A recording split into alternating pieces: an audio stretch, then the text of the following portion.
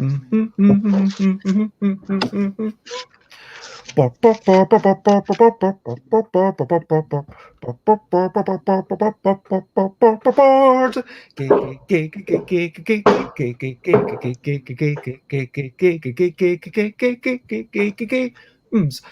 games, board games, it's what we're talking about. Board games, I'm not gonna shout. We are talking about events, and this has been something we did recently.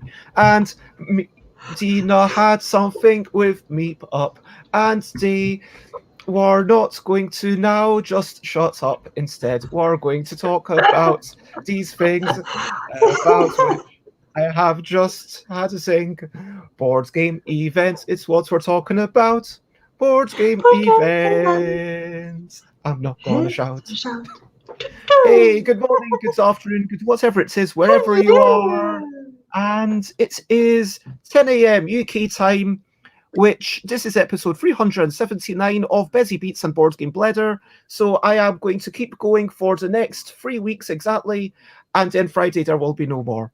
But so, because that's going to be my episode 400 extravaganza. And so, yes, today we have our regular face, Dina Ramsey. Thank you for joining us, Dina. Thank you for having me. And yes, I'm having you because you're a joy to talk to, and I started talking to you, and then we carried on talking every couple of weeks, and it continues to be fun.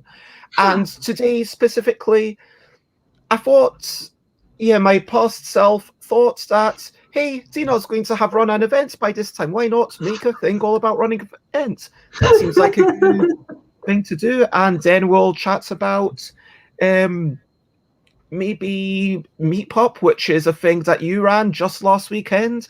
I've got some bits of experience with events online and offline, and we can compare the two, we can share tips, but let's just start off by talking about them. And right now, just to introduce the topic and before we move away and then come back to it, what is Mepop? Can you quickly explain who you are, why you're here, and what is Mepop? Oh, I'm not actually officially a part of the Mepop team, but I was an officer for their convention. So I'm I was their external relationship officer. So we have office meeps.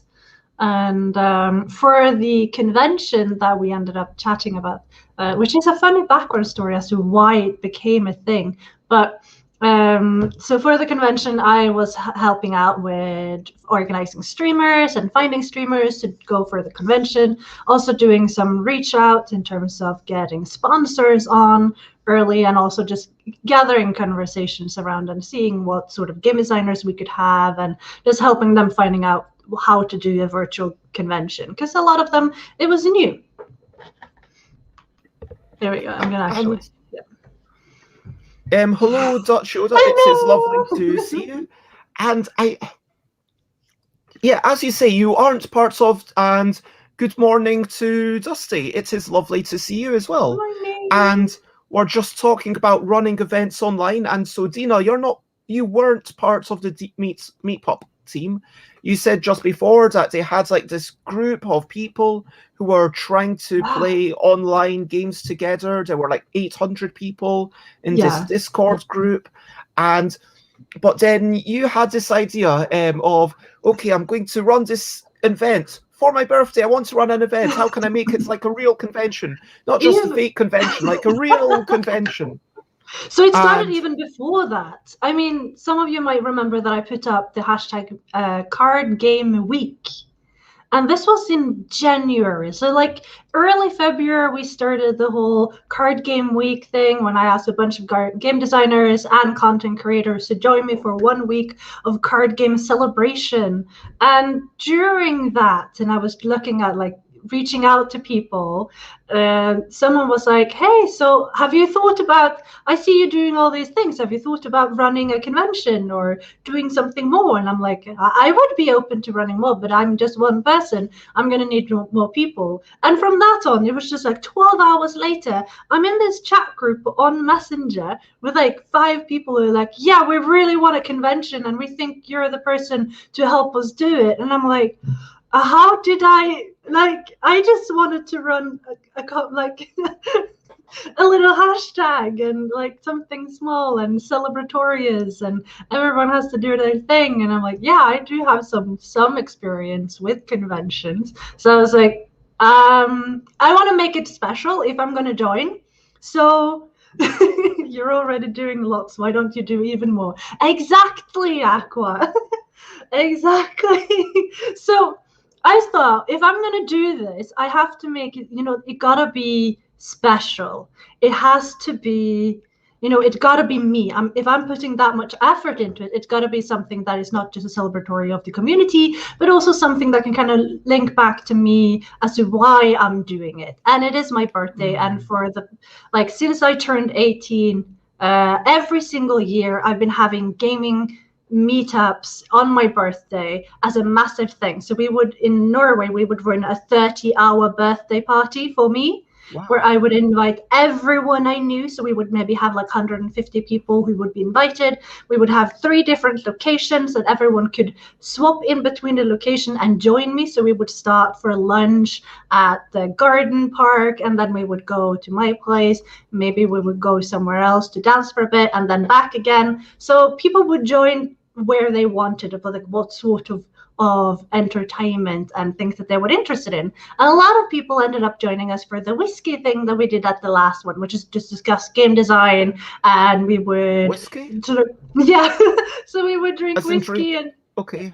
Yeah, so that was like the whiskey event, which involved me making dinner for everyone, because at this point it's middle of the night, and we would have a kitchen crew who would just like volunteer, and it kind of became this bigger and bigger thing. So every year there was more people, and there was always collaborations across the board from the various people in the gaming community around Oslo for my birthday. And I've been missing this a lot during like lockdown and me moving to Finland and not having 150 people to invite for my birthday. So I was like, yeah, that's gonna be it. We have to do it for my birthday. And everyone was super okay with it, even though it was 3 months away. And that is such a nice origin story. And basically this thing that you're like, yeah, I want this celebration. I get it, because you want to organize a thing. And let's talk about all of this in a few minutes. Firstly, I want to catch up with the chat very quickly. I want to say, yes, I agree with this. And being here, I was saying to Dina, I'm feeling maybe, I was feeling maybe 70%. Now I'm feeling like 90%, or like maybe it was like more like 60. But like there's just so much. And Xenofuel, thank you for jumping in again. Alex, a formal hello and good morning to you. And Dusty asks, wouldn't VR chat be the tool to use for online convention? I'm personally unfamiliar with this. Okay, so you could definitely. We did look into various ways of implementing virtual reality into the convention, but the thing is, I am hearing impaired. Anything into the virtual reality tends to mess up with my audio system that I need in order to have captions, so it's not accessible. And while we didn't have subtitles, which I really wanted for the streams that I was doing, because accessibility is something I'm very passionate about, at least putting it into the VR was just too many steps away from accessible. So that's why we did. Like talking about online conventions, even though there was that one about, someone reminds me of the name, where you wandered around and like Castle Trigon or something like that. The one I'm talking about, Castle Trigon, and I tried to set that up and I just couldn't even get it to load. And I think that the fancier tech you add to it, the more and more inaccessible it becomes. But Yeah. let's take a step back just for a moment and let's talk about recent highlights, living life and seeing the sights, recent highlights, playing games and other delights, recent highlights. I have not played any games yesterday, unless you count looking at a tweet post that Chris put together ages ago at some point in the past and then came out on the twitter.com/ELL_deck. And I was like, okay, what words can go with this? And I stared at it for a while and I was struggling, but then eventually I found the word. So I feel a small sense of achievement from that. But other than that, the big highlight I will tell you all about in just a moment. So, Dina, what are some of your recent highlights that do not involve the convention or... That does not involve anything that happened during the convention? Okay. Yes. Yesterday we went to the secondhand shop as a treat for my kid being really good at the hospital because we had to take some blood samples. And he was such a trooper. He even looked at it, which I was like, ooh, can't even do. And at the secondhand shop, we ended up chatting to the people who works there when she was telling us how she organized all the games, because I keep finding games at strange places, and apparently she has a system.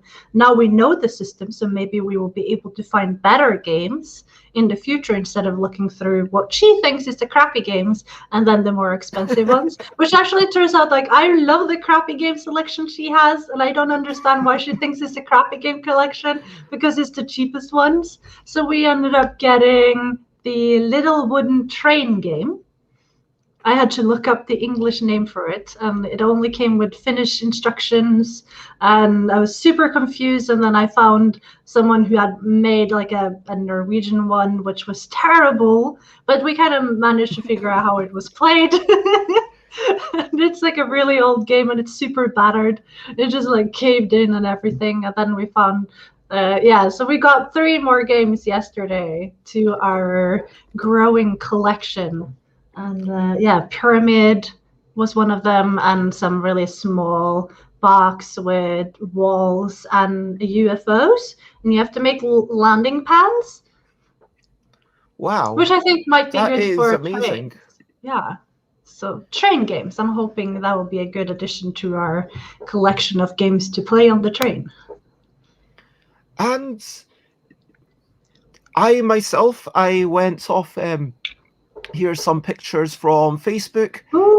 So that's near King's College, London, just south of London Bridge. This is me, just south of London Bridge, about to get my vaccination. And I asked for all the stickers that I was allowed. They told me that I could only have 2. I did manage to get a 3rd sticker, because afterwards, while I was waiting, someone said, oh, you can have another sticker, but only 1 more. But all 3 of these stickers are very prominently placed on my bicycle. This is me just outside. Some pictures of the queue. I had bits of a meal. This is the inside of a sort of potato chicken thing. You got 5 of them for £2, which was not too bad. It tasted quite fancy. Conversely, this bready chicken thing wasn't nice at all. But I appreciated having them because having just had my vaccine, I had to cycle almost an hour to get there and then almost an hour to get back. So I wanted to sit down for a tiny bit. And it says only join the queue if you're within your 15-minute time slot. There was no queue. And I think that someone said, why did you have to go so far away? And I think that's why, because it's more of a commercial district, if you know what I mean. Because, anyway, so, yeah, that's just a random sign from... And this is me cycling back. And that's, yeah, you've got an idea of... I live north of London Bridge. And, oh my gosh, yes, it wasn't exactly like that. It was just more, hey, it's a different person and they're offering stickers and they don't know that I've already gotten 2 stickers. And Yoda is getting their first shots in 2 hours. Congratulations. And I hope that you Nice. have a wonderful, that you don't, it all goes swimmingly. I am personally feeling really happy that I've gotten this shot, and I was saying that I was feeling a wee bit kind of sluggish and headachy, and definitely a bit of a sore arm. But it's honestly, if it's like not like I know some people have terrible after effects, but I wouldn't want to be doing a high intensity thing. I wouldn't want to be at this moment. I don't know if I would necessarily want to be cycling long distances right now. I wouldn't want to be maybe driving a car or doing something where it was like high performance kind of job. But if it's just chatting to some people or making a game, and who cares if I make some rules wrongly, then yeah, that's fine, or reading stuff. And hello, Play with Meeps. It is lovely to see you. We are just talking about you earlier. And we were talking about all the recent highlights that do not involve the convention over the weekend. And so if anyone else has any recent highlights that do not involve that convention, then please go ahead. Otherwise, yeah, going honestly, like I talking about the convention very briefly before we talk about it a bit more later. I really enjoyed it. I had like a really nice test of a really nice showing off of a few games on the Friday morning, like Friday afternoon, which was morning US time, and also an unscheduled thing on Sunday. Not everything that was scheduled managed to get players involved, but so be it. It was still a lovely vibe. There was definitely a good bit of hustle, and I having been part of UK Games Sorry, now I'm getting too much into the main topic. This is why I thought we shouldn't start. Let's just, if anyone's got any questionably quick questions, please ask them. Dina, where exactly are you? What time is it? I am in Finland, southern areas of Kantahame, where it is fairly sunny. It's been raining for the past 3 days, so I'm happy to see some sun again. And it is 12:17. Okay. And you are 2 hours ahead of the UK, where it is 10:17. As you just saw with my photos, I am a bit north of London Bridge. And hello to Rob, and hello to Time Roller. It is lovely to see you both. If you have any questionably quick questions, throw them in. Otherwise, we're going to talk about brilliant thing, what's a little thing which is brilliant? Brilliant things. So, Dina, let's do you have anything that you want to talk about before we actually talk about why conventions are brilliant? I did post vaccines. Yes. Vaccines are brilliant. Yeah, that's vaccines are pretty gosh darn brilliant. I mean, vaccines prevent, disease spreading. Vaccines prevent, getting a slightly denatured form of a virus in order to avoid the side effects, like which may involve death potentially of the actual virus in its unfiltered form. I think that vaccines are pretty gosh darn brilliant. Yeah, I think so too. I mean, we don't die at such rapid rates as we used to, like 100 and 200 years ago. And that's thanks to vaccines. Yeah. Yes. Boom. So in a world where the birth rates are declining, but it is a good thing to have vaccines, so more of us survive. Mm-hmm. I mean, imagine like if we were still having a vaccines issue, like no vaccines, and we'd still have to push out 15 kids in order to have 2 surviving. I mean, that's shitty rates. Gosh. I mean, I wouldn't be doing anything else if I had to get that many kids out. It's now I get to, I get to do this. Pursue your own life. Yeah, have my own life, not being a breathing machine for society to keep on evolving and rolling around. Yes. That is very true. And so Yes, some applause for all the people responsible for making vaccines. And we've got a slightly late, but I'm still going to accept it. Questionably quick question from Alex, who says, what would you do if there was suddenly a bath in your kitchen? I think I would kind of start off by poking it with a stick, wondering where this bath came from. I would then get on the house chats. I would ask everyone where this bath came from. If no one's if there's like knobs, I would turn them. I would think, okay, is this a magical bath? Is there something going on? Let's imagine that suddenly sparkles and it starts flying. Then I would probably I'd seek to understand it. That's my first thing. Like, try to understand what powers does this bath have. And, I'm just investigating it, turning it, and yeah, nobody knows where this bath came from. So I'm just experimenting. I'm using the scientific approach. What about you, Dina? Okay. I'm going to assume it comes from a corporal rift, and then I'm just going to have a bath. That seems very risky. Yeah. Okay, yeah, so you're just diving in there. You just want a bath in your kitchen. I just want to have a bath. This is because you don't have a bath just now, and you're just really wanting to have a bath.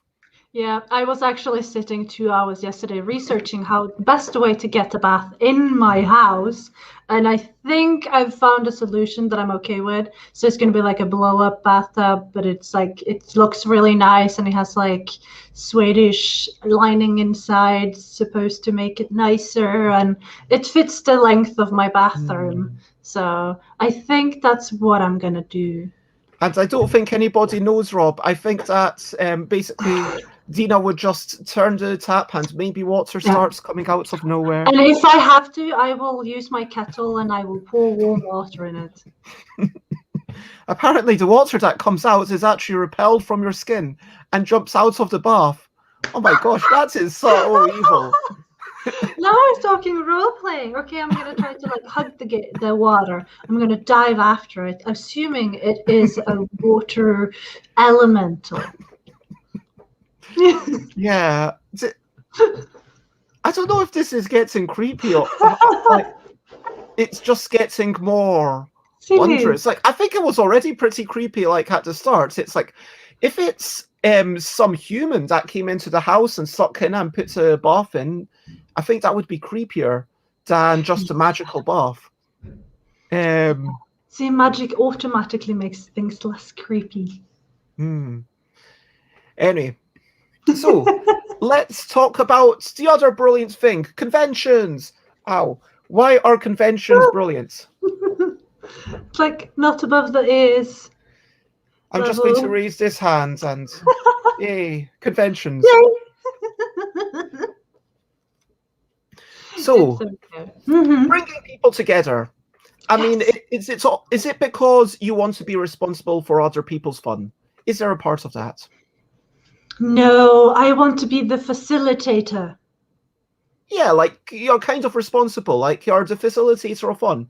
Like I'm just providing the space, and then everyone who wants to have fun can occupy said space. But they needed the space and permission to have fun, and I am giving it to them. There is a little bit of a power trip. Would you agree? Yes. Yes, it is. Yes, it is. Let's just be honest. Yeah. I totally know what you mean. I mean, for sure, we could sit here and say, oh, yeah, I just want people to have fun. But we do want to kind of... Yeah. And with conventions as well, it's like you're providing the space for said fun.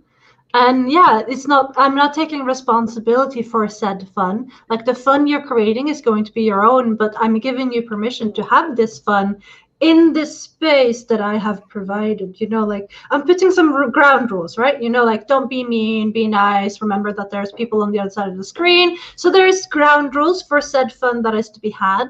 And it is a direction and calling in specific type of people. And yeah, I'm just I think very often when we are just like doing the play testing, like Meeps and Peeps is doing, like Play with Meeps is doing outside of the convention, because they do a lot of play testing and they play a lot of games. I think they were doing like 100 games a month on their Discord channel that gets play tested continuously and new games popping up and stuff, which is a pretty high rate of like testing being done, which is great when you want to get those 100 hours at least of playtesting done for your game.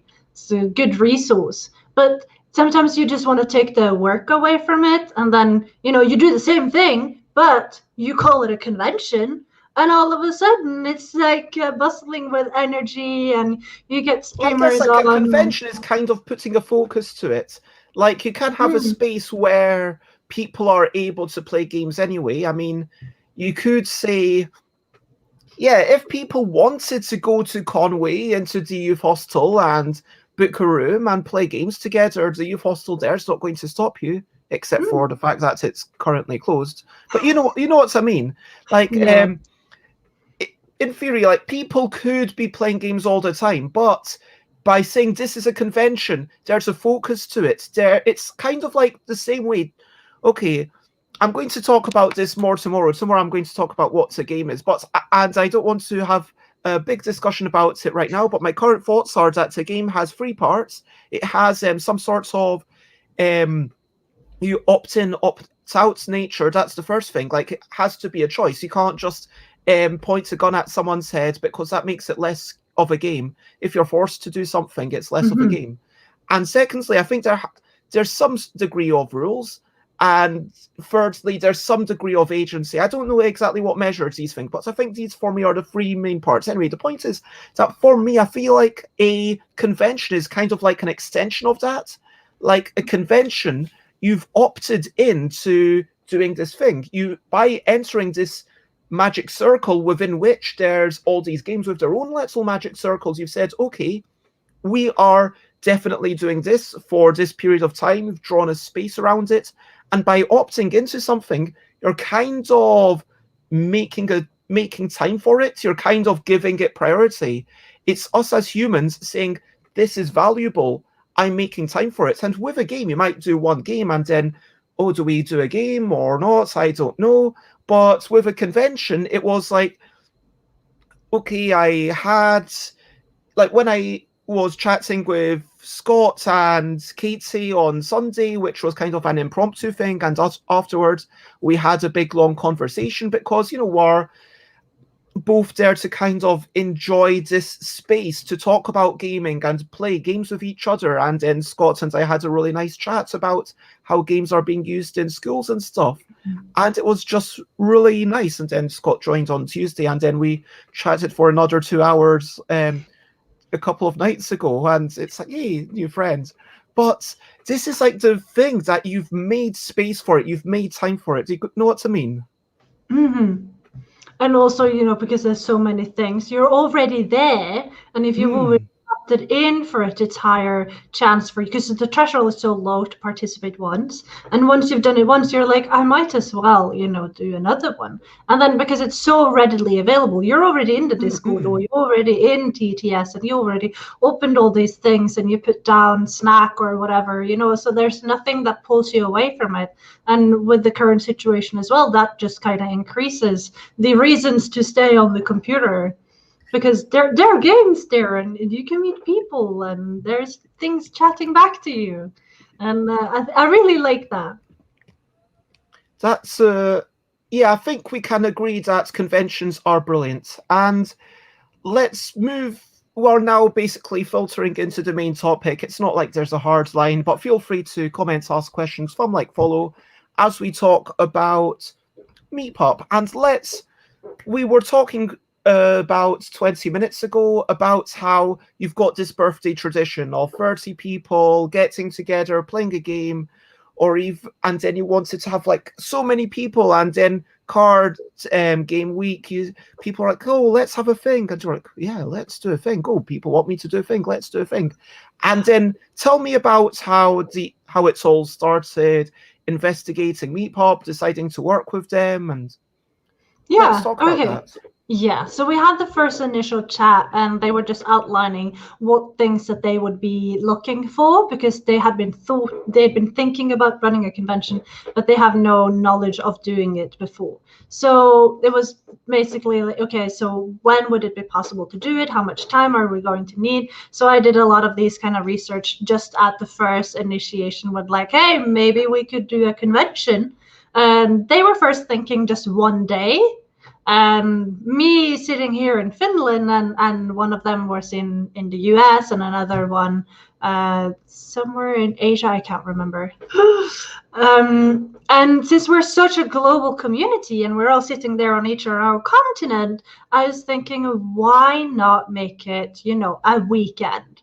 So I used a lot of things to persuade them to make it a full weekend, and also to aim it at having a good coverage of activities throughout, no matter your time zone or sleeping schedule, because I think that is what people need. And looking at the conventions that has been done virtually the past year or so, it really, like, the feedback that came back is that, oh no, that this didn't really work for us who are in Europe, or this didn't work for us who are in the US, and so on. And it always seemed to be like all the time the conventions were saying that it didn't really fit their schedule. So I was thinking that if we're going to do this, I want it to be, I want it to be a 24/3 lease convention. So by bringing all this data to them, I was able to convince them to do a 3-day, so the full weekend, Friday to Sunday.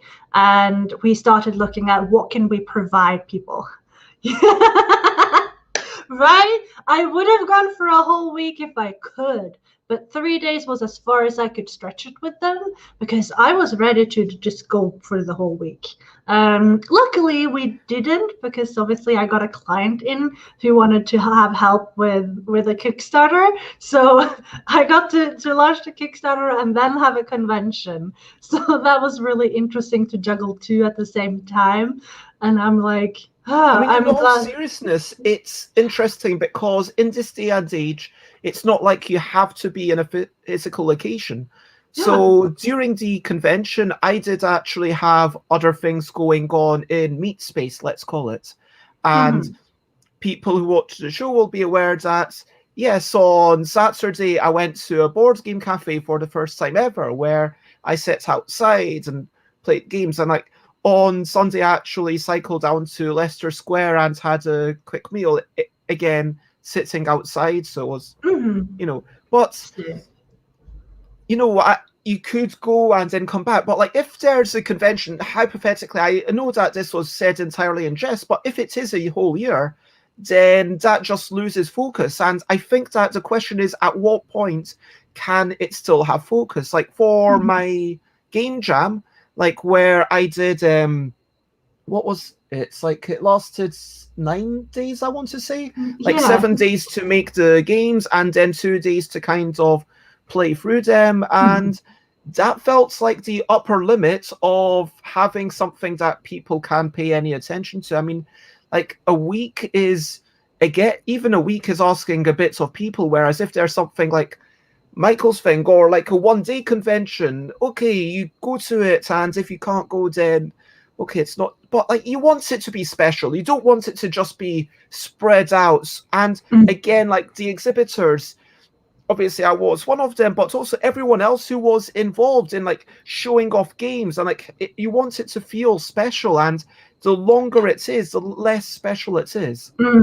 Yeah, and from my initial research into running conventions, and also me having worked 10 years in an umbrella organization that helps people run conventions in Norway, it shows that 3 days and a weekend and an evening over the weekend is the optimal. So say you're starting the convention officially on a Thursday, and then everyone goes to bed, you go to the work perhaps on Friday, and after work hours you start the actual convention, and then you end it really late Sunday. And that seems to work. That is the maximum in terms of like, keeping the focus and everyone wanting to participate and being able to set off time for it.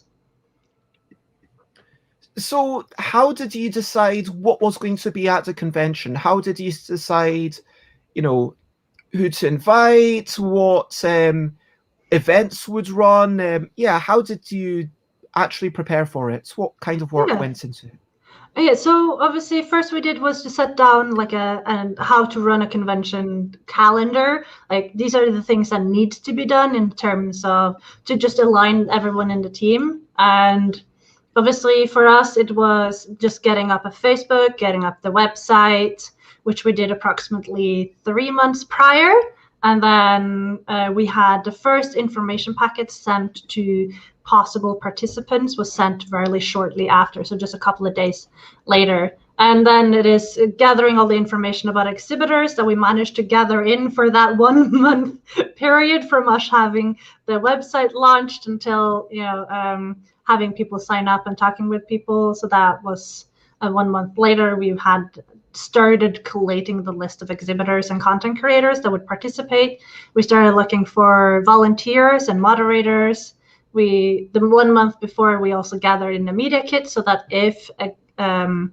if exhibitors or content creators wanted, they could easily share social media content that had our branding. Ideally, I would have wanted this to be done a lot earlier, but we had some issues with the one who was doing it had a accident and had a concussion, which ended up maybe looking more like a brain damage. So it was all over the place. So we just had to kind of rush that task over to someone else, and it took a lot of effort, time away from what we were planning on doing. So some of it got delayed, but I totally understand, this was completely out of our control, and it wasn't just, someone not doing something. So it was just really sad because he was doing great work, and he was just, so sad. But he's starting to look a lot better now. He's gotten some medication and taken off some other medications, and just fingers crossed. Turn out okay. Fingers crossed. He's starting to get his life back a little, at least, which is good. Wow. Yeah. And he's just such a great friend too. We've been chatting a lot the past year, and he has a game coming out later this year, so probably maybe early next year at this point because of the delays. But yeah, he wanted to help. So we found a lot of people who wanted to help us with this. And then obviously for us, it was just finalizing the Discord the week before and making a newsletter to tell people what was happening. And then obviously scheduling and finding questions for questionnaires afterwards, and also post-conference report, which is what we're doing now. So it's just the basic outline of things that needed to be done. And for me, when we were talking about the convention, I really wanted there to be a focus on also having streamers on, because it is a great community of streamers here on Twitch. And there's also YouTube streamers and people who do dedicated Facebook streams.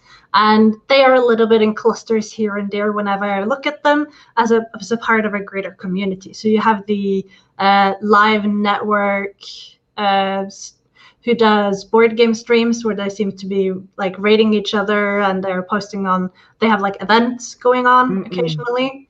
And I reached out to those because I really liked what they were doing and just trying to look at how they're doing things. And I wanted to emulate some of that for the convention. So did you manage to have a conversation? So that's run by, I think, Brothers Murph and Kalewala. Yeah. Did you manage to have a conversation with those peeps? Yeah, we had a chat. They also promoted us to their streamers, so that informing them that this is happening. And we got 3 of their streamers over for the convention. So Lusapalooza, Panda Angel, and brain fart. Yeah, one other. It says in my sheet that there is 3 from it, so there must be. I have no idea anymore. I understand there's a lot that's happened over the weekend. Yeah. I mean, it's definitely it sounds like kind of bringing together broad communities that already exist, because you weren't necessarily just going after individuals. You're going into spaces where, I mean, you as an individual, it sounds like you started off making this partnership with you, having an idea and a little bit of experience, and then Mepop, who have this, amazing community already there, and okay, let's work together, and they've got the desire, okay, let's work together now. And then when you're reaching out, it's okay, let's reach out into these Facebook groups, not just reaching out to individual publishers, but I saw a lot of posts in the board game reviewers and media, and in the publishers group, and in then, as you say, in Tabletop Gaming Live Network, reaching out to those peeps who might be able to get you in touch with a few more peeps. Yeah. So that was a lot of my time was spent, just since the external relations, right? So it was finding all the streamers and what networks do they belong to, and then joining their Discord or joining their Facebook groups. And then I just wrote a really long list of all the Facebook groups that I think might be interested in this. And then I had Andy, who was fantastic.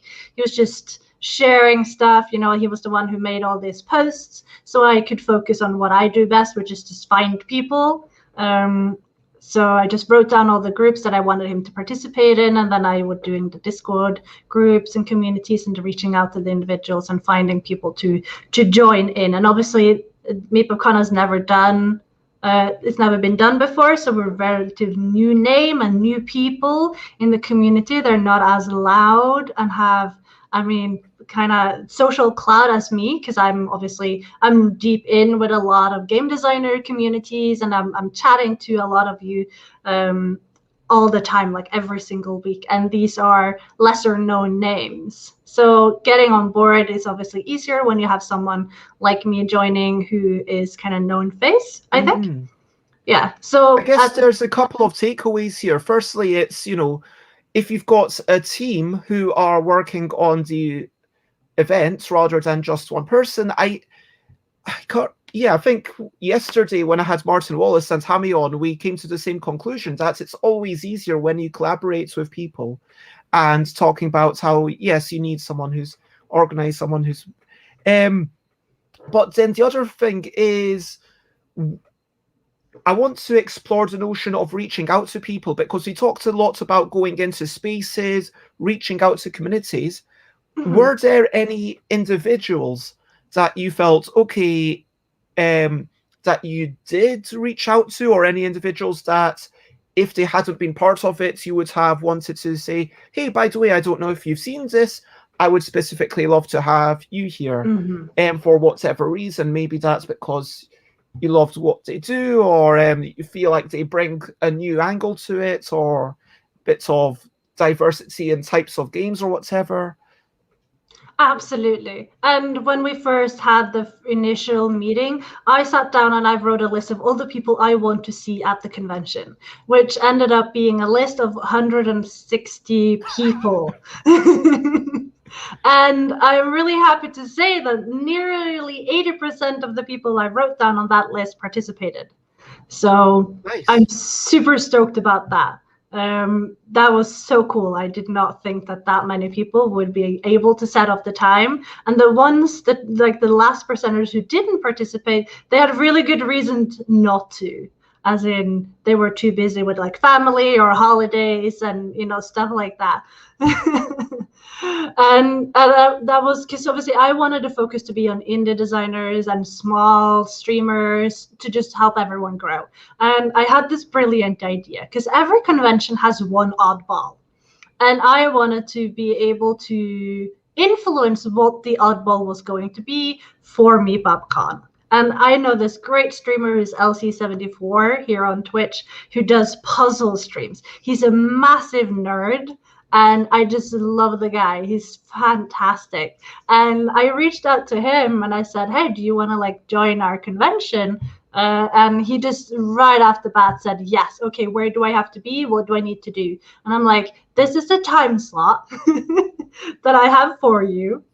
You would just do your thing, find a puzzle, and just, do your usual, and we will raid you. And he was like, yeah, I'm up for that. And he posted around, and he has a Discord group going, and it was just fantastic. So we managed to gather 38 people for his stream, which is a little bit more than his average. So not a huge traffic gain, obviously. But for his time slot, it was just fantastic. And he sat there doing an easy puzzle of 500 pieces with his wife. And it was family time. And it was really nice way to calm down in the middle of a busy convention. And it was just, yeah, I had a lot of fun just being able to get him into this space. And he joined us on Saturday for a game. I think we played Dawn by Green Meadow Games, because that was the first thing I had at like, okay, we need something, because we had a streamer who couldn't show. So we were just like hustling and trying to find content to like fill the space of we need to be up here and do streams for another 2 hours. So I was like, okay, what do I have on my TTS, and like, what can I actually teach? So we just like pulled that game out and we ran with it. We played a full set, and then were able to raid the next one on the list. So that was a lot of fun. That really sounds really good. Yoda, unfortunately, maybe wasn't aware of it or is feeling a wee bit left out, which is unfortunate. What? I mean, I don't know if there's much that can be said. Obviously, some people are just going to. No, not everyone can find out about everything. Not everyone can be on every list. Mm-hmm. Is there anything else that you'd want to say about that? Whenever you have a group of, okay, here's some people doing some fun things, anyone who wasn't part of that, and it is always going to feel a little bit. Yeah. And I was really trying to like have all of the names, but me trying to remember everyone I follow everywhere is obviously like, nobody can do that and remember everyone. And I would have loved to have more people on, and I did like in the couple of weeks prior just go through my Twitch and go like, hey, are you aware that I'm doing MeepupCon, and are you able to participate? And I got yelled at a little bit from the admins on the Meeps and Peeps server for doing that, because they were like, we really can't add more people now. We can't, like, how are we going to organize all these shout outs, and lagging a little bit behind on all the administration part of it. So yeah, it was interesting. It sounds like you were as exuberant as you could be. It's always the way that, I mean, especially with these, unpaid things, it's not like, and yeah, I've brought it up, so let's talk about the money. It was free to attend for everyone. Mm-hmm. Everyone was able to just go in for free. As an exhibitor or as a game designer, you were allowed to go in and make an event for your thing and potentially get it played for free if there are people who were intrigued enough by your pitch. Mm-hmm.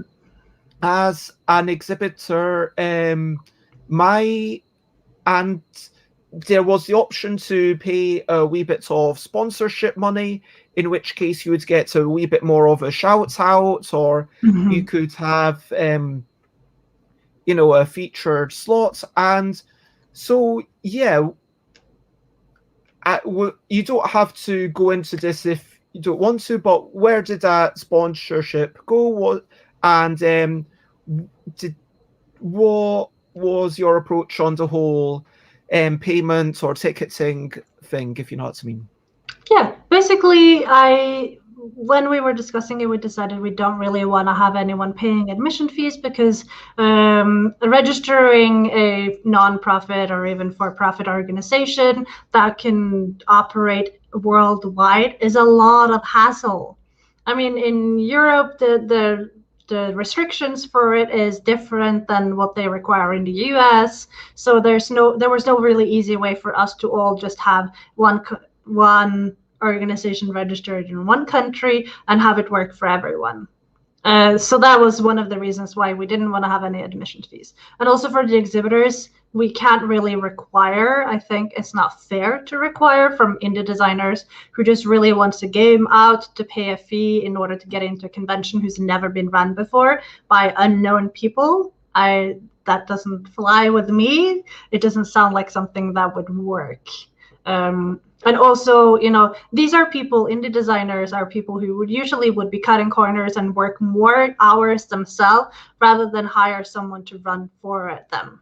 So like the services that I run, I keep that fairly, like I keep my rates as low as I can with the hours that I have available. And also just because I know that these people probably wouldn't go for someone outsourcing it, because they need to be able to keep the costs low, because they don't know how much money they get back from a Kickstarter. And running a Kickstarter or going for self-publishing is massively expensive as it is. So that was like my pitch to them, is like, this is not something that they should be paying for. I don't think it's fair. And in terms of the sponsor, we were really lucky on getting a couple of sponsors just to provide us with moderators, and some of the exhibitors wanted to donate games, which was a last minute decision that was kind of thrown in 2 weeks prior because someone had offered a game to give as a part of a giveaway. So then we reached out to a couple more just to see if it would be something that we could make bigger, since we already had a giveaway and they wanted us to do the administration part of it. So that kind of just ended up becoming a handful of games, and then we kind of rushed together a featured spot so that everyone would feel like they're getting something back for it. And I know that obviously there was a wee bit of a buzz about like Chicken Heist and Try for Two, and it's like I was aware of Dan and Connie and their game before the convention, but Chicken Heist is certainly not one that I had heard of. So I can definitely see that from I guess that those people would have probably gotten their money's worth. And it sounds like you kind of did a similar thing to Heather in terms of paying a wee bit for the moderators to make sure that the people who are putting their time into doing this stuff are being compensated. And I think that no, non-moderators are getting any money for this. Okay. No. Okay, No. So where did the money go?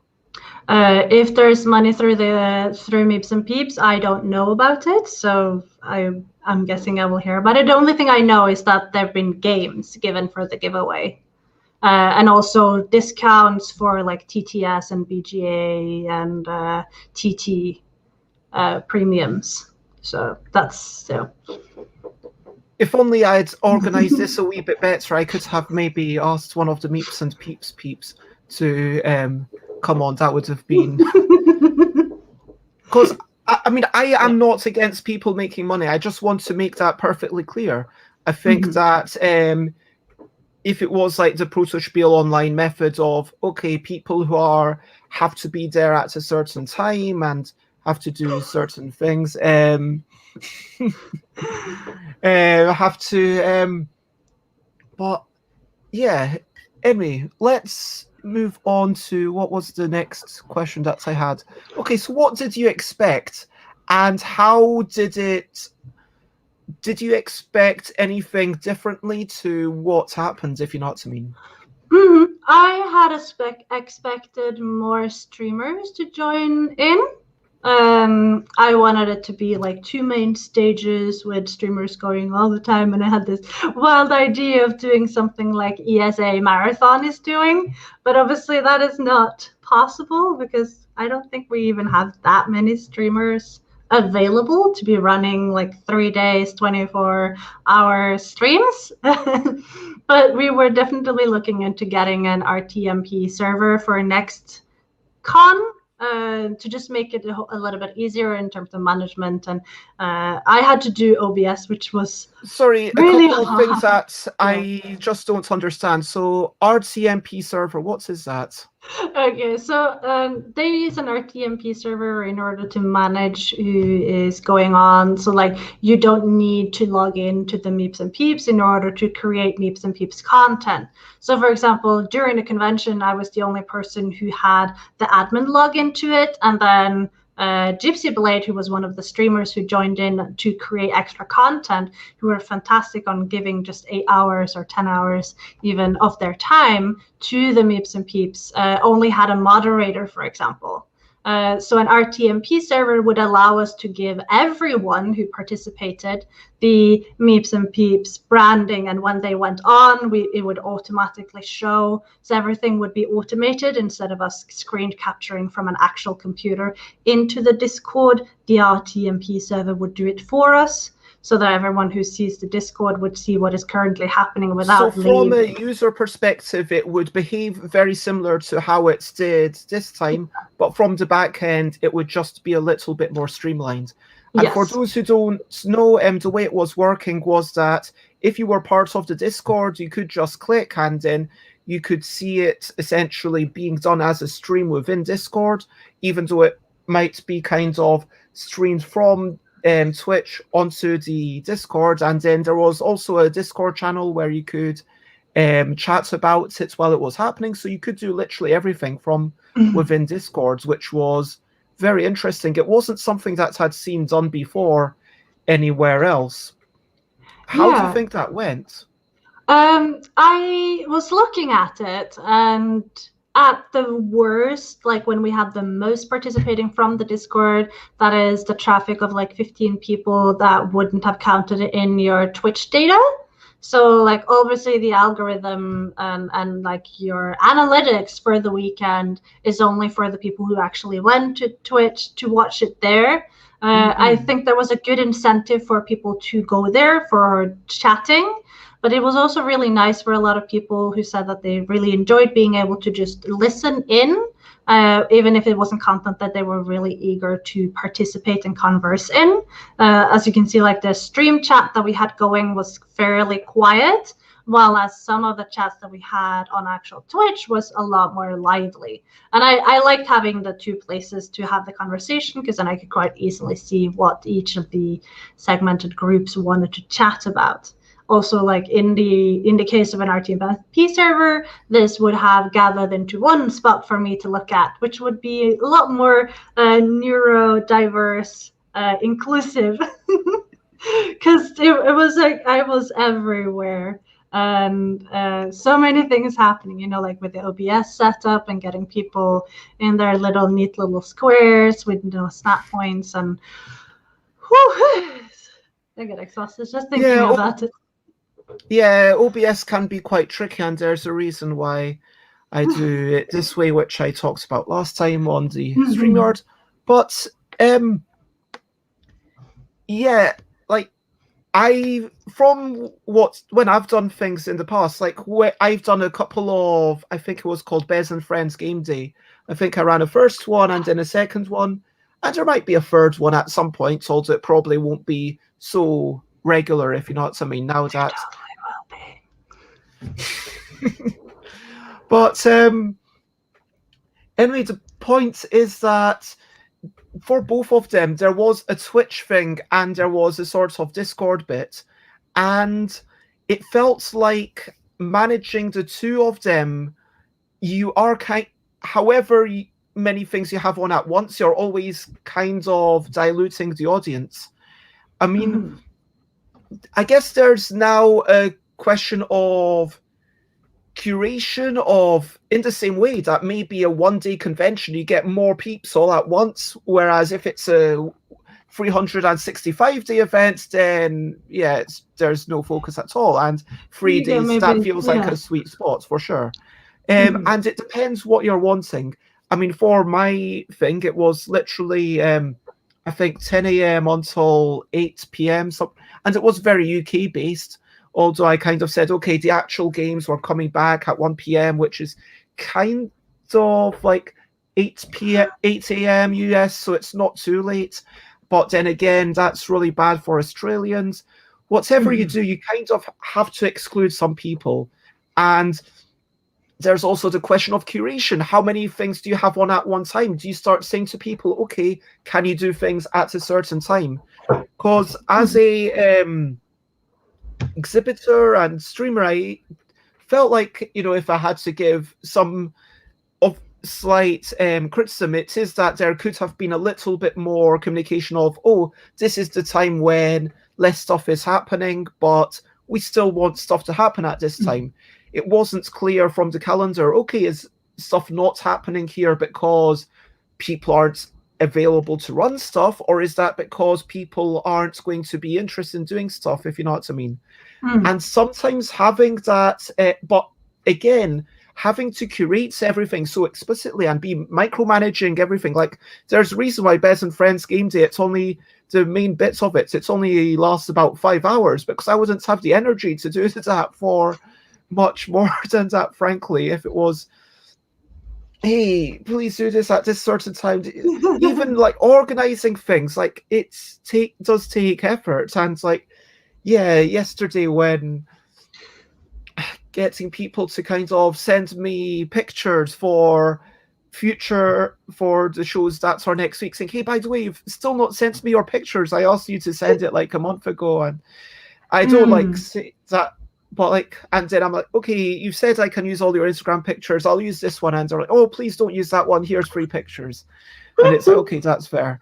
Anyway, but there's a balance, isn't there, between saying, okay, everyone do anything wherever you want, and hopefully it'll work. And then on the other side of the extreme is, okay, you must do a thing for this time slots. You do a thing for this time slots. And then like, you've got someone like UK Games Expo, which again, let's bear in mind that this is a paid event, and UK Games Expo, they have been doing it for, I mean, the fact that I'm even comparing you to UK Games Expo is pretty high praise. Yeah, I mean, but like UK Games Expo, where behind the scenes, it was kind of, okay, who do we want to get involved? Let's reach out to them. Does anyone want to do a talk? If so, submit it to us. Okay, everyone. Now we'll kind of work out how to make it work on this kind of calendar. And I was seeing a wee bits of the behind the scenes of UK Games Expo. I might have had a small part of getting some of the people onto one of the design stages. But how do you find that balance? And yep, I am going to do it. Wiggle. No, you don't find any balance. There is no balance to be found. Balance is impossible. I don't think so. I mean, okay, so in the beginning I said that I would allot about 5 hours a week to this when we started. And the final weeks I'd probably spent at average 9 to 17 hours a week on this, somewhere in the ballpark. So a lot more than I had anticipated, because there were things that just I had to do, and things that there was no other ones doing that needed to be done. And I really pushed on I want this to be, worldwide as possible. So for me, it was like, okay, when do you usually stream? Is it okay if we just, host you during this time? And there's really lowering the participation that the people felt like they was required in order to do this. It would have been great if a lot of the designers that participated never shared in their social media even that they were participating until the actual event was happening, which is, for a reach, for a convention, that's really bad. I mean, we would have loved if people had talked about it way earlier, which would have made it a lot easier for us to find more people to participate. And it's just, so we were thinking next time we might just give everyone a post and be like, here are the instructions. So we're talking about me now filming myself saying, okay, hello and welcome as an exhibitor to Mepop Con. Here are the things that you're going to need to do. Here is your picture. It's in this folder where you just open this video and just step them through the social media minimum that they should be doing in order to, actually gather a little bit of buzz around their own content. Because I think conventions work the best if everyone is participating and everyone is sharing about it. And I would have really liked to see more of the social part being added. Because I was so into getting all the streams and actually being on the streams myself as a first time doing streams. Never done streams before except from one test where I streamed for 3 hours and had a technical hiccup in 1 hour and 9 minutes in, and it didn't even save it to Twitch. So that was the only experience I have, and obviously doing these. But then here I just have to show up. So figuring out everything about OBS and just learning how that works. Timothy, my partner, has been a great help. I'm impressed that you managed to work it out, although it sounds like Timothy maybe was essential to that process, because I just know that with OBS, you know, I tried it for a couple of days and then I gave it up. And I keep saying to peeps, you know, if you want to try streaming, then I'm not advocating, you know, a paid StreamYard thing to everyone. But, you know, if you do want to try it, to use my referral link, but then if you try it for free, and then if you are like, hey, I like streaming, then you can spend a couple of days trying to get to OBS to work, and that will give you enough time to say, okay, is the technical thing too much for you? Maybe the technical thing is so trivial that you just dive straight into OBS because maybe you're a programmer, I don't know, in which case, great. And, you know, lots of people have gotten it to work. It's clearly not some arcane magic. You managed to get to work. And my best thing during the convention was that when Timothy was out, because he wanted to get a new keyboard, which apparently is better than what he has already, yada yada yada, because he's doing La Milana runs. So it's a very particular keyboard he needed to run out on Saturday. So I was gonna sit streaming there for, let's see, 6, 7, 8, 9, 10 hours all by myself while he was running to the shops. And during that time period, someone who was supposed to be there didn't show up. So I was like, okay, what do I do now? Panicking a little bit. So I started to do like the Sims thing, you know, like that they do in the loading screens, like looking for game designers, hiding behind the couch. And I just started typing those because that was fun. And I just needed to calm myself down. And people thought they were hilarious. Thank goodness. And we found another game designer that was able to fill the slot. And there was another point where we needed to use Tabletopia, and we hadn't added that into OBS at all because my schedule didn't say that I was supposed to do anything in Tabletopia. It only said that I had 3 games that I needed to open in Tabletop Simulator. So there I was, you know, with this, you're gonna show this game, and I had no idea how to do it, and it took me maybe 20 minutes, and I managed to sort it out. So I was like, I did this all by myself, and apparently Timothy had loaded it pre-ready, so like to capture a web window, because I opened it through Steam, which apparently I wasn't supposed to do, but I didn't know that. But I still managed to figure it out in the end while being on the stream. So that was good, you know, like I pushed through it. I've gone through fire for this, so I'm glad people had fun during the Mepop Con, because that was terrifying. But yeah, congratulations on that. That does sound kind of excruciating in so many ways. It sounds like, let's wrap up with a couple of questions of what were your highlights from the convention, and what would you maybe do differently next time? I assume, are you going to help Mepop Con too?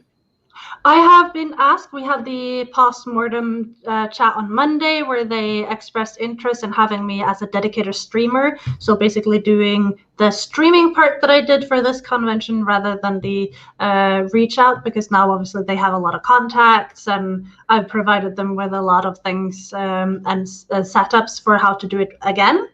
Because they were talking about wanting to do it one more time from the beginning. So I just wanted to give them... Interesting. Well, more, yeah. Like they wanted to do it every 6 months. You mean at least one more? Okay, yeah. Gotcha. Okay. So like they were thinking about the future. That would be really weird. I mean, I could understand someone saying, "Okay, I'll do something once." I could understand something saying, "Oh yeah, I'll do this occasionally, like every some amount of time." But you know, someone saying, "Oh, I'll do it twice," and never again. That seems. Yeah, no. So they want to do either more time, harder, better, faster, stronger. Yeah.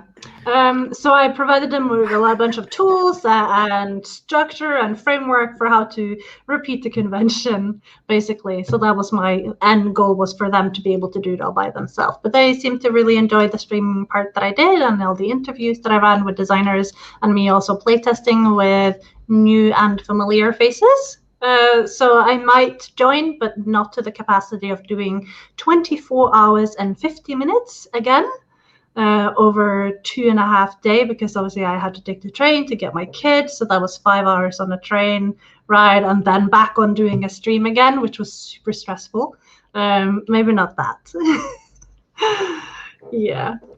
So we got off the train, ran back home to Timothy's place, loaded all the setup into his OBS so that he would have a duplicate, and then grabbing everyone from the Discord and setting up for the closing ceremony. And we had time to put pizza in the oven and eat one pizza, and that was it. And it was just, we raided Baz on Sunday, and I ran and I packed all my things, and 1 hour later we were at the train station. It was just, yeah. So it was a lot. Let's not do that. Minus the stress. Maybe also have a dedicated admin to like do the OBS setup. I would very much like to like pull Timothy on for like the whole convention, because he's great at these kind of stuff. He's fantastic. Like, he's fast. The guy knows what he's doing. I get why he's the videographer. So that was a good choice of dating material for running a convention. Yay! Congratulations! I have a useful partner. I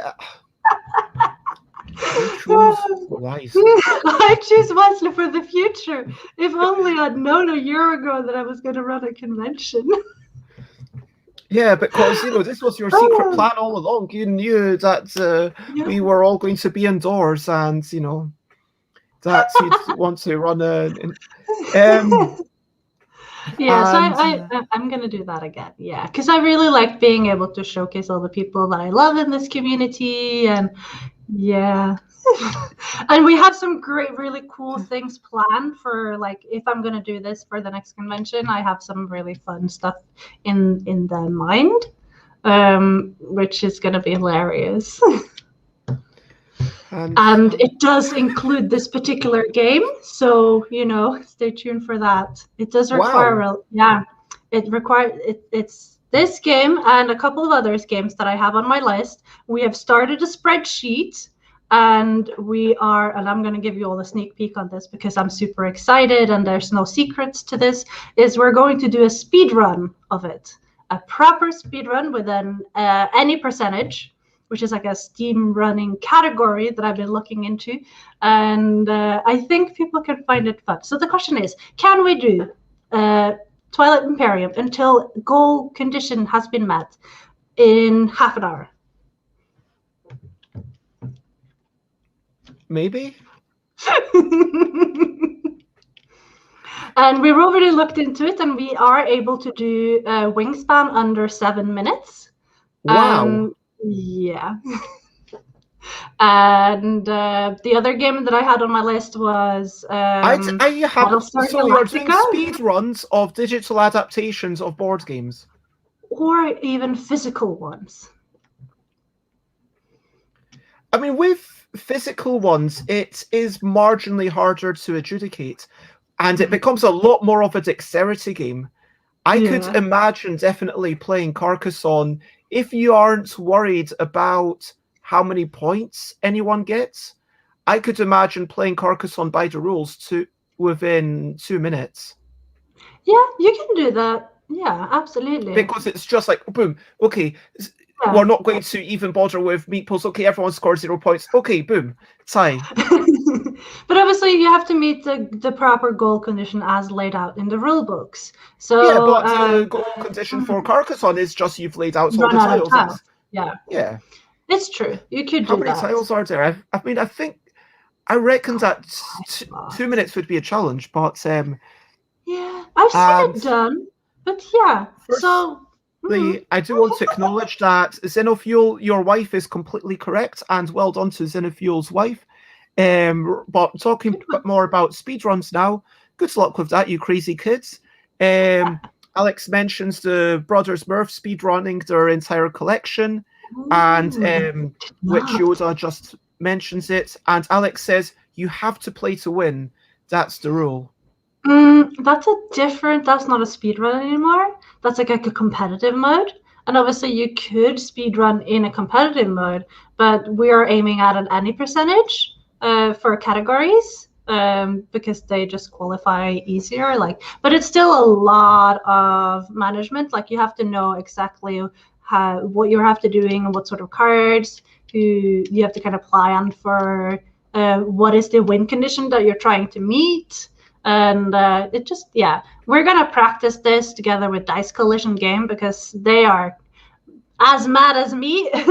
So they have signed up for practicing on speedrunning games. They were the one who suggested Wingspan to begin with. I think if you are doing it physically, the speedrun should include from the moment you start removing the lid to the moment that it's back in the box. Because otherwise, I think that Jenga speedrun, would be literally about 1 second because you can essentially lose on the first thing.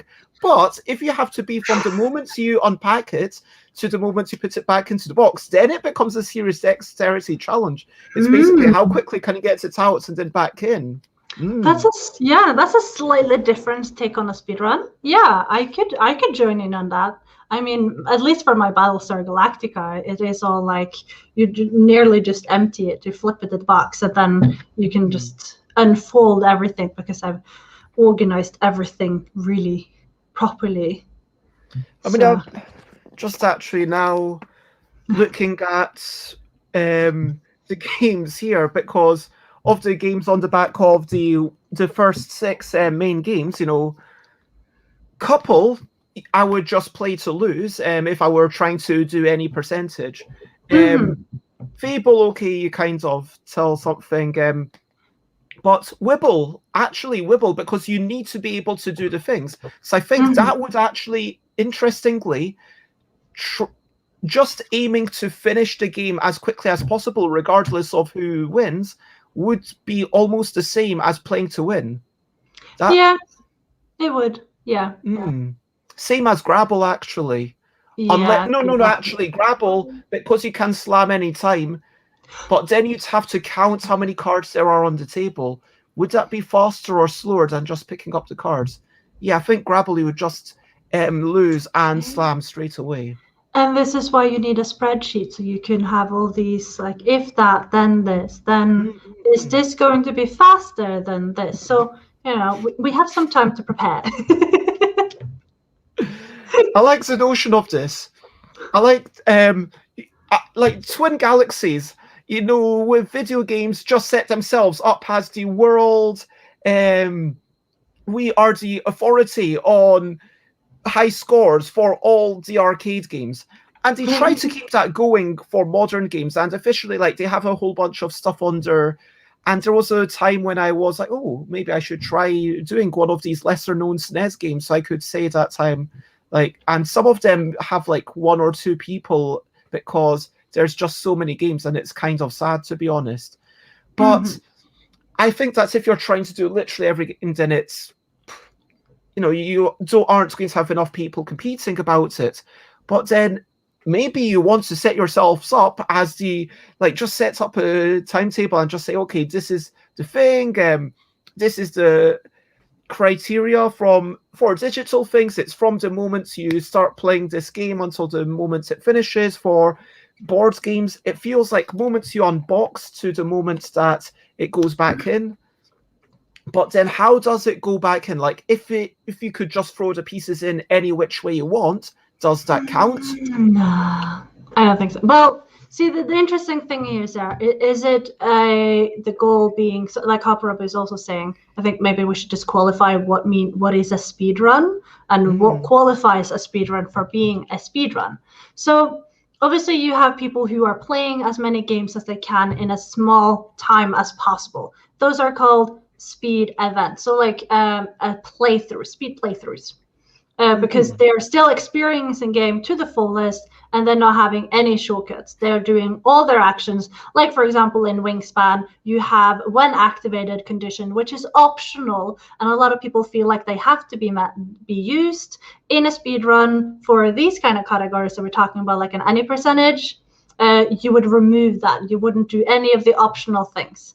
It is literally on just doing the things that you have to do and then pass on to the next. So for example, in Battlestar Galactica, a speed run with an any percentage would be to say that the game ends when we are being invaded, and we need to get the invaders' position up to 5.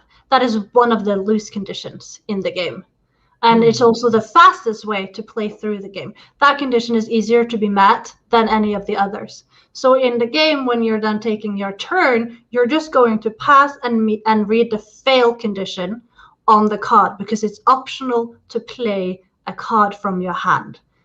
When you draw in your cards at the beginning of your turn, you don't do that. You're simply just discarding 2 from the AI deck. And passing on to the next one, who picks their event. They don't do any other events because they don't have to. It's optional which action you want to take. It doesn't say must take one of said actions. So you're just taking the event cards at the end of your turn and reading the fail condition, and then so on. And the quickest one seems to be to just have invaders happening, or losing on going to 0 on one of the conditions tracker. So like fuel or water or people. And that is a speed run. It does definitely feel like the preparation is a big part of it. And, Rob says, playing a speed game as quickly as possible doesn't seem a particularly unusual proposition. But then the thing is, like I said, for my own games, whilst Wibble, you have to make your way through the deck. And if people don't shout a word, the game just pauses until someone shouts a word. So you have to actually play it. But Grabble, you have this, let's call it broken strategy. If your new aim is to play by the rules of the game and do it as quickly as possible, what you want to do is flip over your card and say Grabble, Grabble, Grabble, even though everyone knows that everyone's going to lose except for the person who said Grabble last, which is kind of the complete opposites of how you normally want to play, but you've just managed to beat the game within like a few seconds. And same as Jungle Speed. For example, Jungle Speed, if I was playing it to win, I would be actually trying, but normally I would say that if you play Jungle Speed as a speed run, the way you should play it is kind of arrange who is going to get each kind of tie. Say, okay, if there's an all grab, person A is going to grab it. If there's a tie and like have a rank of people, and then whenever there's a duel, the person in the higher rank just takes the thing. Now, I think that the best way to play this game is essentially to pre-arrange this person is going to win the game and try and put them into that winning condition rather than having it go back and forth. Exactly. And that would qualify it as a speed run. A lot of the game is obviously happening beforehand with spreadsheets and mapping out who is going to win, what is the fastest way to win. You wouldn't rig the deck. I see some speeders. You can't. No, you can't. No. You have to shuffle. You have to shuffle. So obviously that has to happen. I guess so you know that there are randoms. Like, did you shuffle enough? Was it true randomization? But yeah, Rob, I'm not 100% sure if I agree that it's particularly useful, but I think it's certainly an interesting thought exercise, and it reminds me of exclamation mark Barrow when Mark Rosewater was talking about this person who had this thought experiment of how powerful would this card be if there were no restrictions on when you could have it or how many you could have in your deck.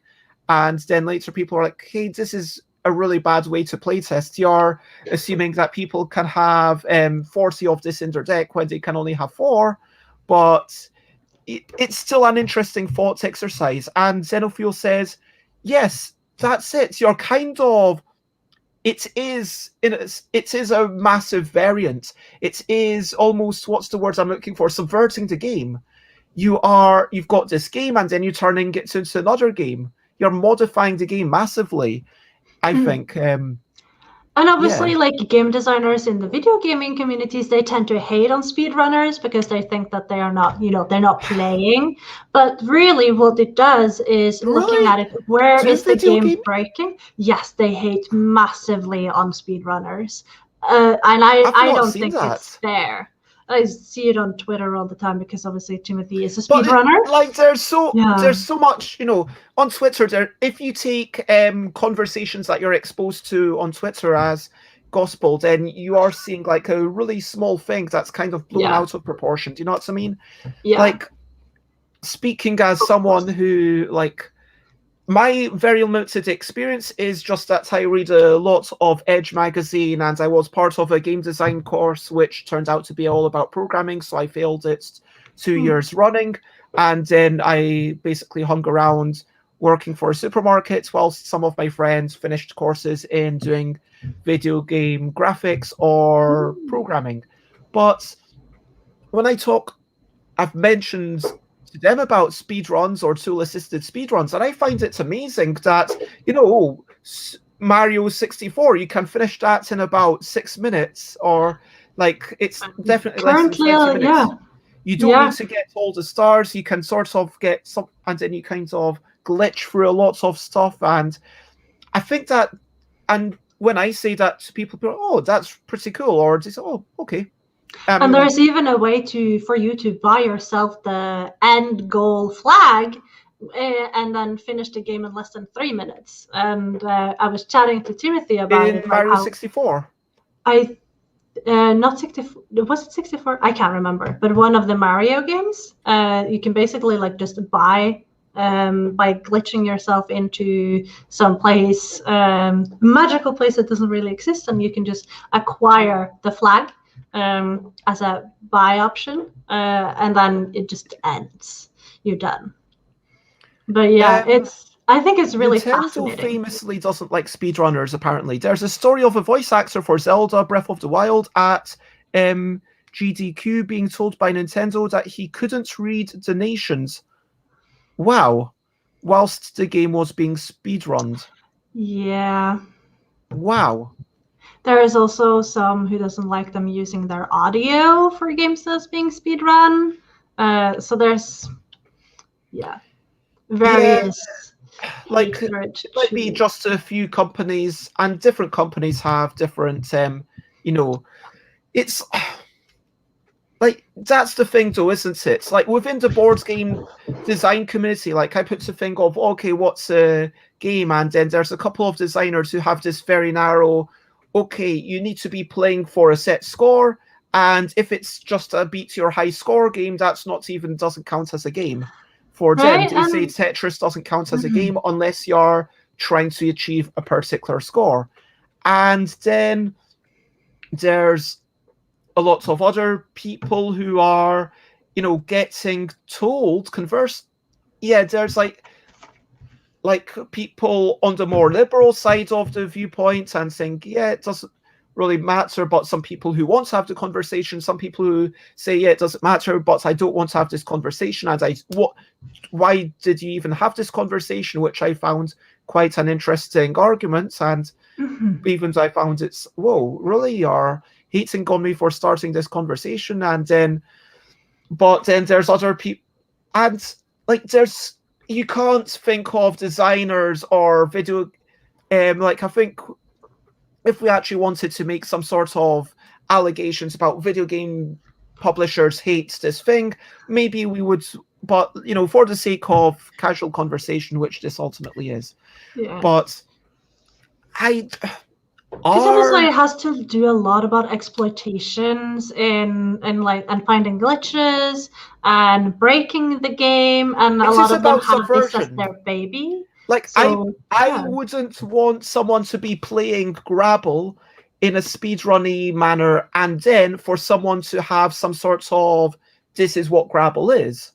But as long as it's presented in a clearly, this is not the game is completely different. Like, if we wanted to play Carcassonne as quickly as possible, I think that would be a really interesting challenge, because they still have to match, And I think that playing it on a table would be slightly more interesting because on the computer you just kind of click randomly. Click away. But Yeah. on the real game, there's the dexterity of getting it out of the box and putting them into the correct thing. And especially if you're like just two players, and you could say, okay, you've got to play by the rules as written. So no taking your tile early. You can only take the tile once the other person's fingers have left the previous tile. That would be quite interesting. And maybe you play with 3 or 4 people because that way there's a little bit less mental strain on each of you. And then maybe you will add on the optional rule that there should be no dead spaces at the end game, for example. I mean, some people do that. Yeah, but then you're taking it away from, like, it feels like, for me, just having this subversion of play the game as written, unpack it, play it, score it, put it back. How quickly can you do that? I think that would be a really interesting dexterity challenge. Like Carcassonne, I think, would be a really interesting quick dexterity game in that way. It could, yeah. Updates all the time. Oh, okay. Can you read it? Update the playing time on the boxes with the speedrun time as the minimal playing time. Okay, we have gone completely off the rails. Yeah, I don't want to make speedrunning the standard, obviously. This is just for fun, for a convention, and I will be practicing on my own Twitch. If it gives people joy, I think this is like the thing. Like, and I am all for people playing. Like the L deck, you can make up your own games. Obviously, that's the whole nature of it. But Yogi, like if someone wants to play Yogi and they say, okay, I want to play it where this is something that you're not allowed to do. You have to do the opposite. That sounds like a terrible game. But I don't know. Try it if you have fun with it. Like whatever you do. I don't know what I'm trying to think of a vaguely interesting game that would subvert Yogi. I'm struggling actually. But you know what I mean? Like if someone says, oh, like something small. If someone says, okay, this person's more skilled, so they draw 3 cards on their turn rather than 1, and everyone else draws 2 because we like the game to be a little bit faster. Good for you. Like I'm totally okay with house rules, and board games are so easy to modify. Like you can take a bunch of cards and you can put them together however you want. And Xenofuel says to be fun, you'd need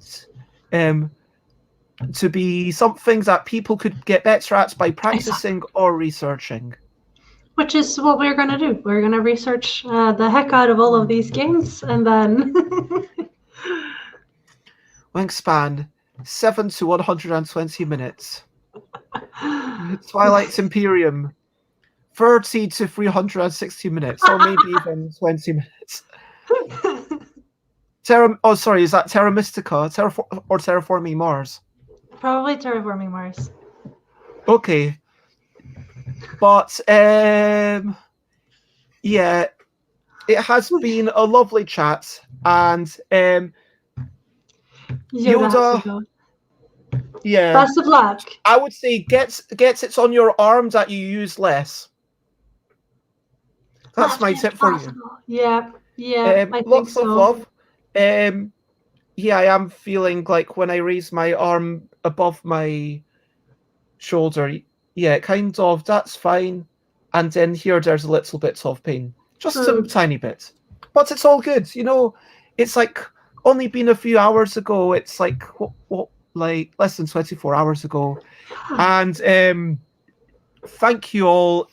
Let me quickly wrap up. We talked about events. We talked about birthdays with 30 people. We talked about facilitating fun and setting time aside. That's what really makes a convention worth having. We talked about thinking about how to make it appeal to everyone around the world, having it be 3 days. We talked about sometimes accidents sadly happen, and fingers crossed everyone people get better.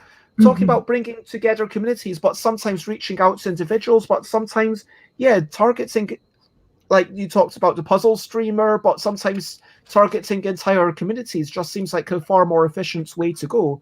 talking about maybe next time getting more streamers. You could even do some sorts of thing where there's a raid train where you say, okay, this is your slot from this time to this time, and then at the end of your thing, you have to raid into this person.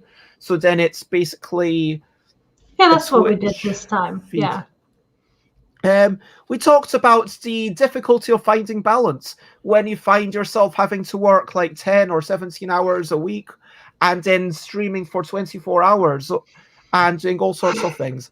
But we talked about a few things. It was a lovely event, and whenever you're having the next one, definitely come over and maybe we can not just talk about the event, but also we didn't really get, as is so often the case, we didn't get into any general conclusions about this is how you should run a thing, but definitely reaching out to communities, and there's definitely a couple of takeaways. I hope this has been of some entertainment or informational value for people.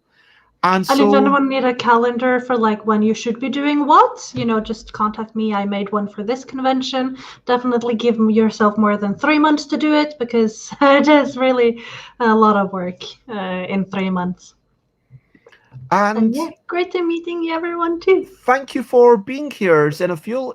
Lots of love to you. Lots of love to you, Rob. And as we finish up, let me remind everyone that I am basically Stuff by Bez everywhere. And if you want to check me out, those are all the links. I stream at least once a day. YouTube for the old stuff, stuffbybez.com/Discord, and also join the I meant to do that just for Twitch, because on YouTube and Facebook now it's all been. But Dina, where do you like to be found? Twitter and Instagram are good ways to find me. Probably and TikTok I do randomly appear in fun stuff that I'm trying out, and obviously I'm everywhere on Facebook, so if you're in a group that I'm in, grab me if you need, and see you there. And obviously I have my own website with some tips on how to do social media better for those who are curious about that, which is marketingwithdina.com.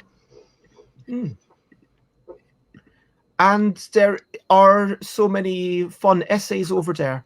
I want to give a quick shout out to my own LDEC Twitter, which has 200 things. So please follow that. And there is a contest where you can get a personalized thing by putting in a putting in a pun. That's what I meant to say. You have to reply with a pun and also retweet, and then you will get Wibble++ Deluxe and Kitty Cataclysm, but unlike any other copy, because I will draw something that you request inside it. I'm not going to spend hours doing it, but I'll spend 20 minutes or so trying to make it look nice, and hopefully if you like my drawings, that will be something that feels a wee bit special. So please get in on that. Your chances of winning are currently very good. Thank you, everyone. You have all been wonderful. And the last section that I always like to ask is, over to you. What are you up to? You can share, but only if you want to. So what are you up to after this stream?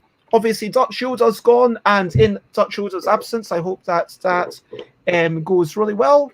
What is everyone else up to? Do you have any plans for meals or games or anything else today, or that you want to shout out about? Dina? I'm going to play Pyramid with my kid.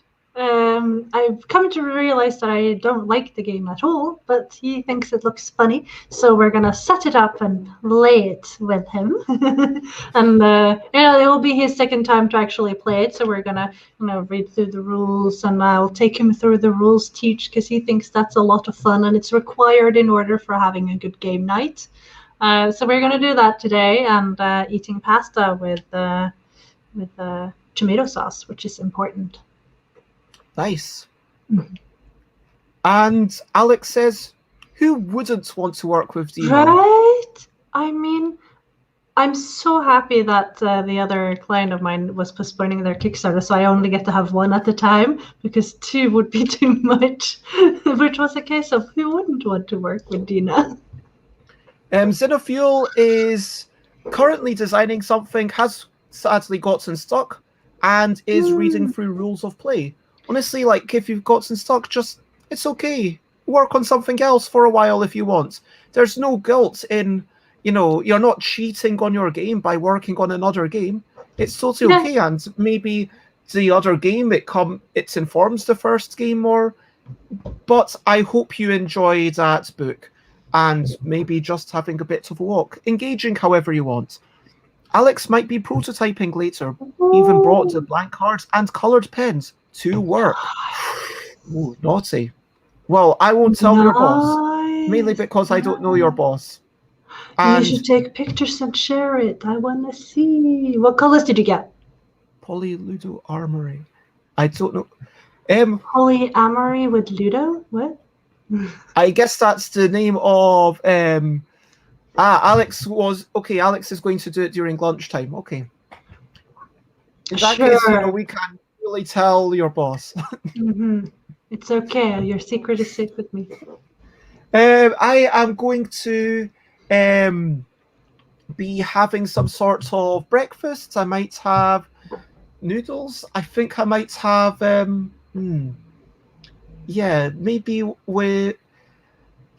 might have my easy thing, which is basically pre-packaged noodles that are basically kind of fresh, and then put in some tinned bamboo shoots and some tinned water chestnuts. But also yesterday I got a reduced packet of salsa, and I know it doesn't seem like it would fit Chinese cuisine, but salsa is kind of like sweet and sour, and so it feels like it might work. I sometimes mix the salsa in with a hoisin sauce for noodles for stir fry. Okay, I don't have hoisin, but maybe with a little bit of soy sauce. Yeah, it could work. I will have that for my breakfast/lunch. And Alex, just being excited about physical prototyping. I've not actually shown this. I should probably do a wee picture. This is a really, really bad game. I don't know if you can see the little ABC on the corners. Yeah. So I played that game 5 times a couple of days ago with Sarah. And hello, Joanne. Lovely to see you. Hello, Joanne. I am going to be playing another prototype that I know does definitely work. Alphabetical, which I played with Michael on Friday, I want to say, and then at Mepop convention on Sunday, and everyone's liked it so far, so I'm quite excited about that. I'm going to play it at 4 p.m. in about 4.5 hours. Let me make if you want to find out my next streams, then look over there. So I am going to be playing that with Maya.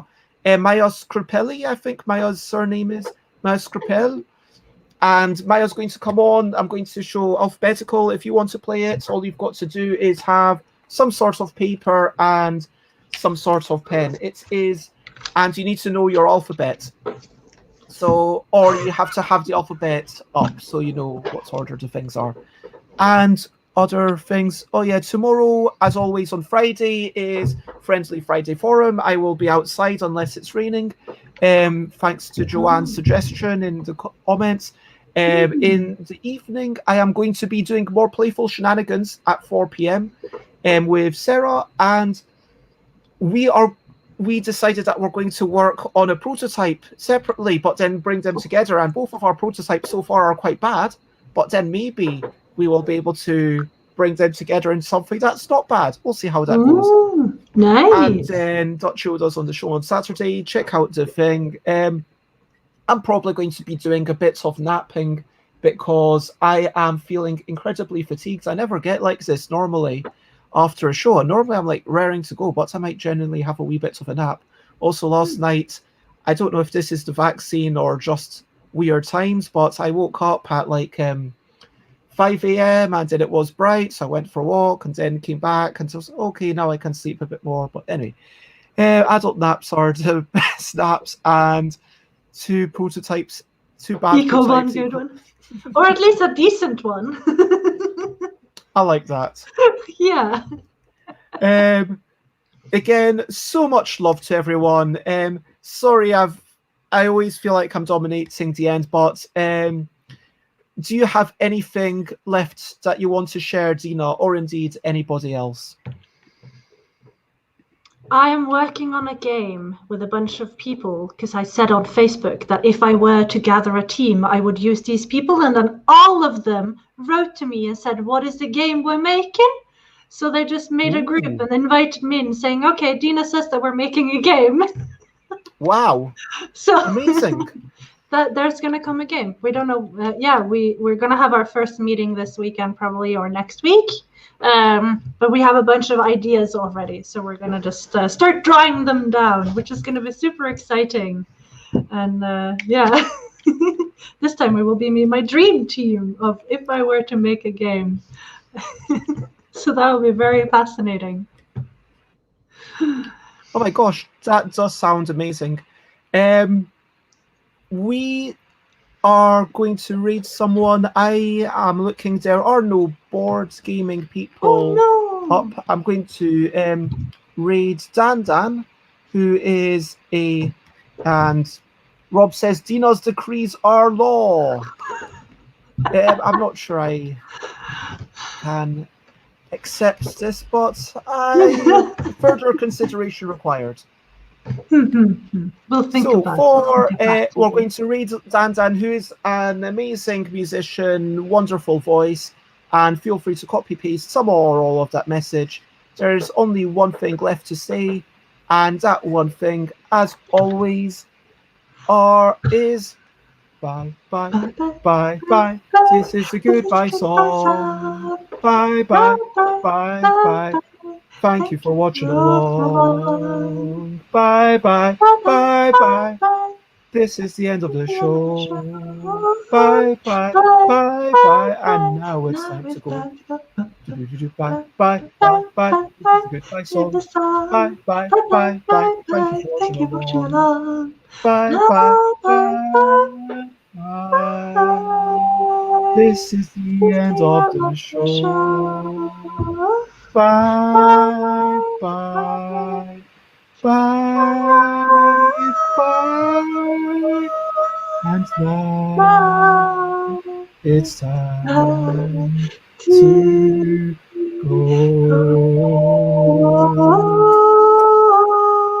Bye-bye, Rob. Bye-bye, Alex. Bye-bye, Xenofuel. Bye-bye, Joanne. Thank you for coming in. Bye-bye, everyone. Thank you for joining. Bye-bye, Dina. Bye-bye, Baz. Aww. Bye-bye, everyone. Bye-bye. Aww. It's all the love hearts.